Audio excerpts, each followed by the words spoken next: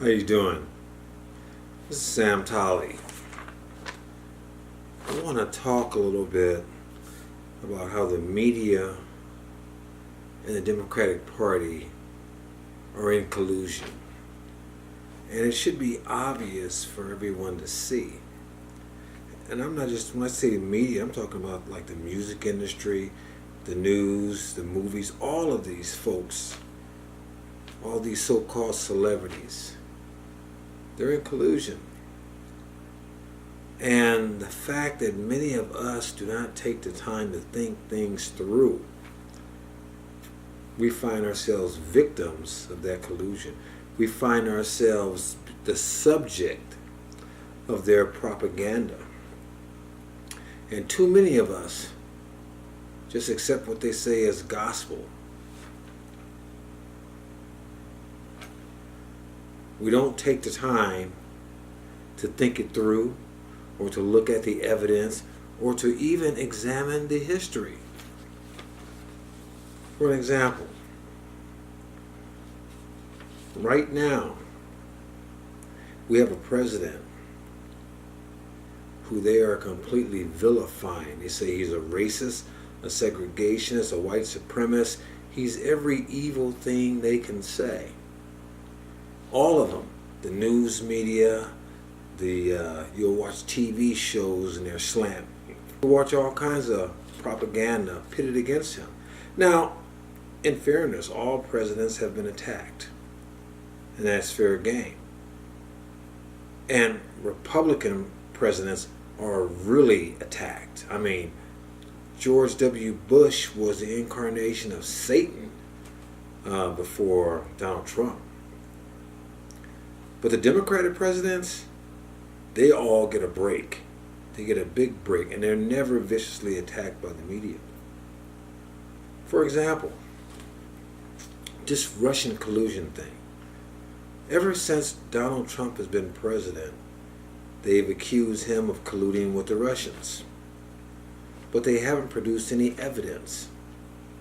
It almost reminds me, I think it was like Goebbels and Hitler, where if you tell a lie long enough and hard enough and forcefully enough, people will start to believe the lie. So there's all these folks that are believing this stuff, but no one has produced the evidence. Where at the same time,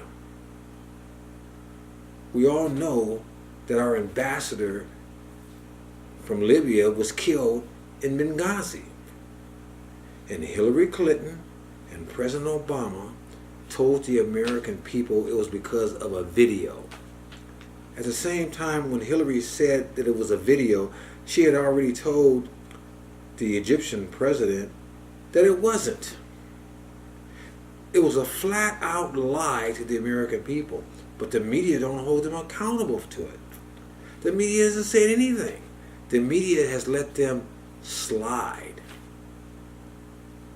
What about the 30-something thousand emails that she destroyed that were under subpoena? Where is the media in regards to that? If we're going to spend almost a whole year going on chasing after some kind of Russian collusion thing with Trump, why did they let her get off the hook with these emails? And emails, I may add, that were government classified information that she kept on her own private email server. We all know that if Trump had a private email server, or George W. Bush or somebody that was a Republican, all hell would have broke loose. Where's the media on that? Where are the Democratic Congress people and senators all over that one? They aren't. These folks would have had this woman being president. Now, most recently, when Donald Trump said the NFL players that refused to stand for the national anthem should be fired, Hillary Clinton called him a racist, said he was going up against black people. This is one of the Democrats' main tools. They're anything they can think of that can accuse a Republican of being a racist and against black people. They will use it every time. And he didn't say a word about being black. He's talking about people should stand up and give respect to the flag. Now I'm gonna tell you something. As when I go to a ball game, or if I go to a movie, or if I go anywhere where I spend my money to be entertained, I don't want to think about politics. I don't want to think about my politics, your politics. I don't think about Republicans, Democrats. I don't want to think about any of the crap. I don't want to think about work, the family problems, any of that stuff. I'm going to these venues to free my mind for a little while, to suspend the aggravation of day-to-day life and enjoy. When I'm going to see a team play, I want to root for my team and root against the other team. If I'm going to see a movie, I want to get involved with the character and what that person is doing, knowing more than likely this person is going to win in the end, but I want to see how it plays out. I don't want to sit there watching some character and I'm thinking about his politics of the real person, the actor behind the character. I don't want to get ready to root for my team and see some guy disrespecting the flag, although he may claim he's not, but in my opinion he is, because I'm going there to watch a game. I'm not going there to watch him get on his knees. It's preposterous. So I concur with the president. These folks should stand up. And to call him a racist against black men, Democratic Playbook 101. But this is the same Hillary Clinton that went into a black church and started talking with a southern drawl. But see, those folks in that church didn't realize how condescending she was being. She was treating them like they were children. And Democrats treat us like we're children. They call him a racist because he wants to put up a wall. How is that being a racist? Separating the United States from other countries where people can't get in here illegally? The fact that we have to pay for folks to go to school when our schools are crumbling, that don't belong here? How is that racist? And see, all these Democratic politicians that don't want walls, that don't want borders, they put their children in private schools. And I'm going to tell you the real secret why they don't want walls, why they don't want borders, why they want to let more illegals in and have you, the American taxpayer, pay for it. Because they believe that if they get these folks in here, and if these folks are able to become citizens and vote, they will vote for the person that put them on the government toll. They will vote for them. They're looking for more votes. They're not worried about the money. If you have the power, you don't need to worry about the money because money will always follow power. That shows you how much these folks really care about the poor they claim they care about. Because if they cared about the poor, they wouldn't bring in or allow more people to come in and compete with the jobs that are here that the poor need. Poor Americans.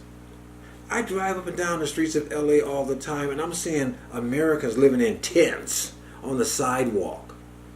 I'm talking about black people. I'm talking about white people. I'm talking about all kinds of Americans living on the streets. I don't hear these Democrats talking about that. I don't hear these folks ever talking about these folks living on the streets when they don't want to stop folks from coming in the country illegally.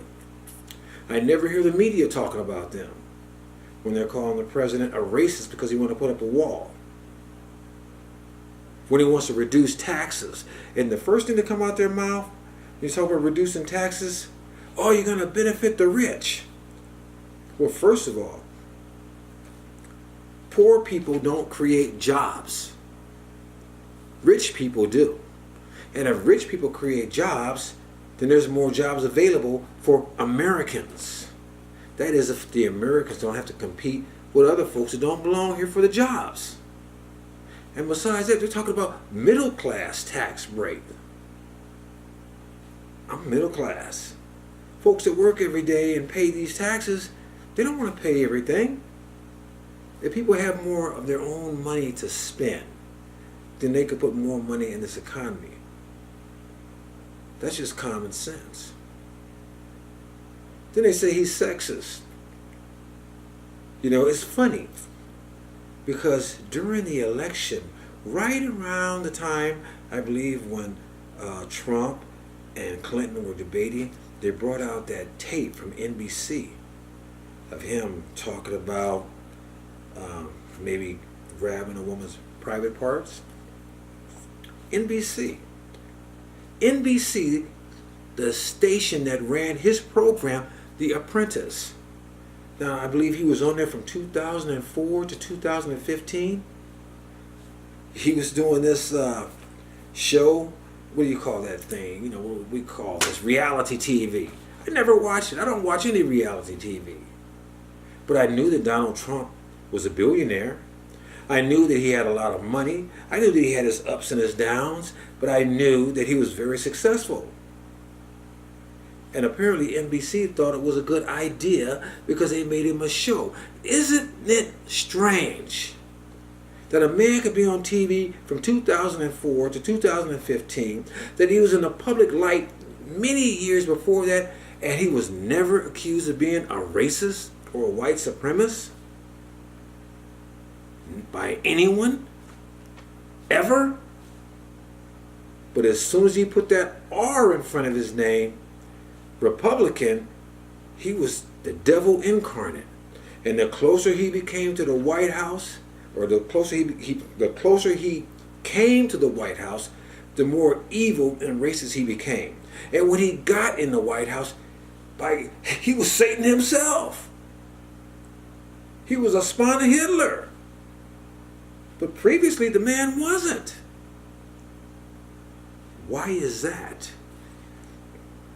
Why did NBC hold on to that tape and just spring it out at the last minute?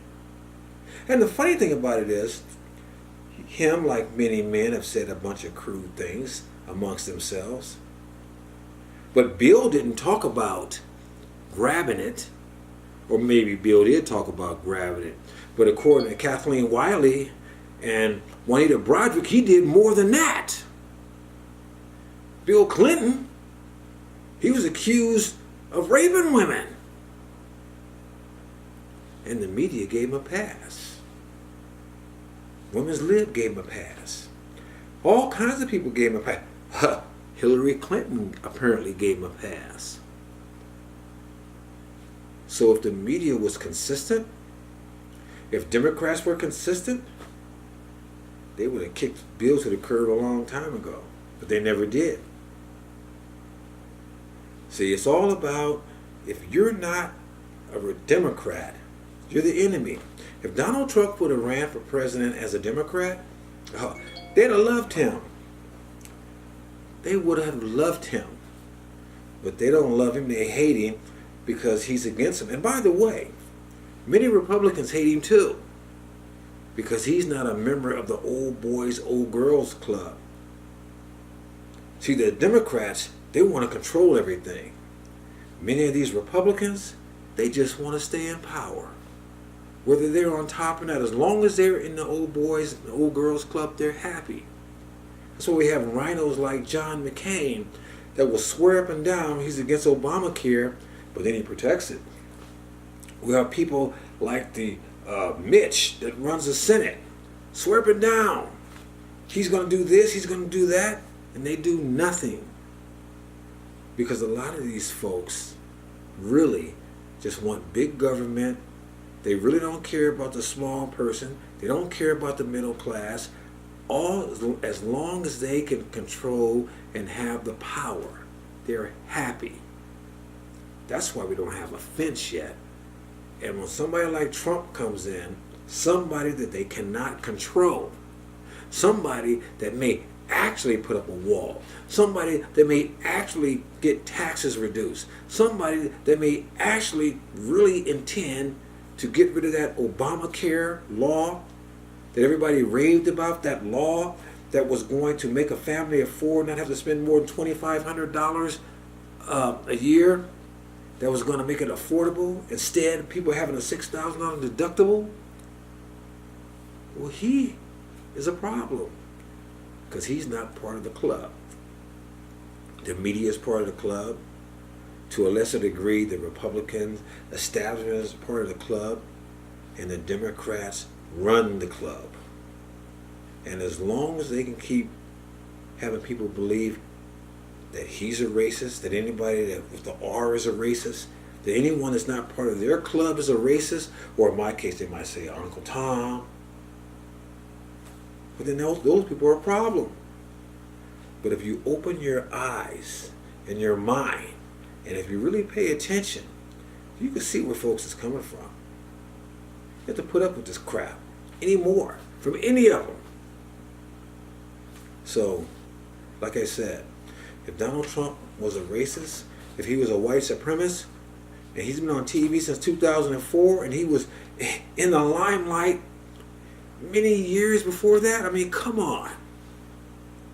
Why all of a sudden now? Only now. That's collusion. The Democrats and the media, that's collusion.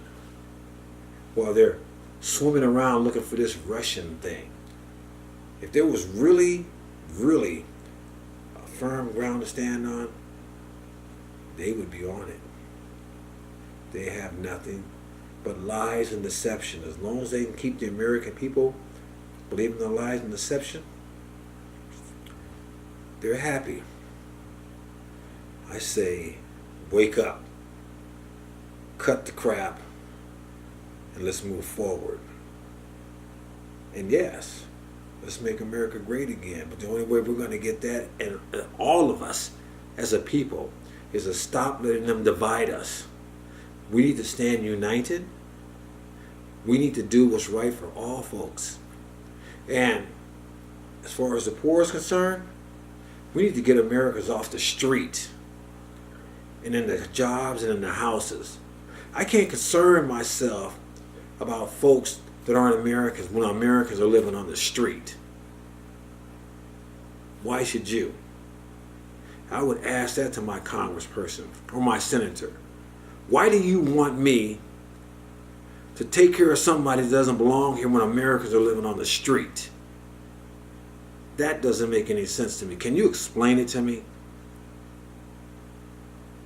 This is Sam Tolley, and I'm out. God bless you.